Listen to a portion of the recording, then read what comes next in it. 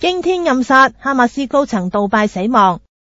巴勒斯坦武裝組織哈馬斯高層邁卜胡克上個月喺杜拜被殺，警方鎖定係11個歐洲人組成嘅暗殺隊所為，當中6個係英國人，其餘係愛爾蘭、法國同德國人，包括一個金髮美女。佢哋早邁卜胡克一日入境，當佢抵達杜拜機場就吊住佢尾。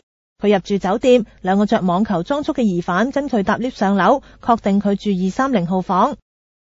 4個殺手就租佢對面嘅237號房。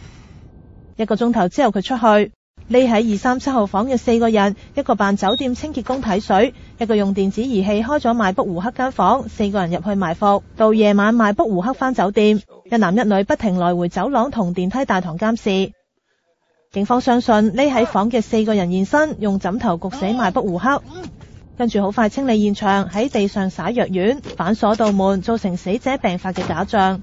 其中2個殺手行出大堂，另外2個人跟喺後邊，若無其事搭 lift 走。睇水嘅一男一女1分鐘之後離開，所有人即刻去機場搭飛機，分別去歐洲同亞洲，其中一個嚟咗香港。邁卜胡克嘅屍體第2日先被發現。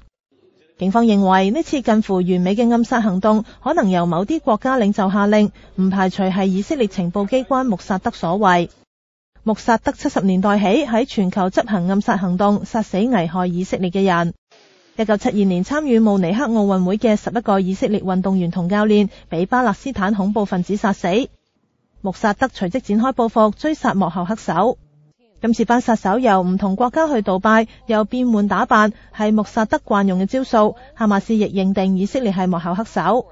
今次已經係杜拜1年內第2宗政治暗殺，有分析仲話杜拜可能成為第2個貝魯特。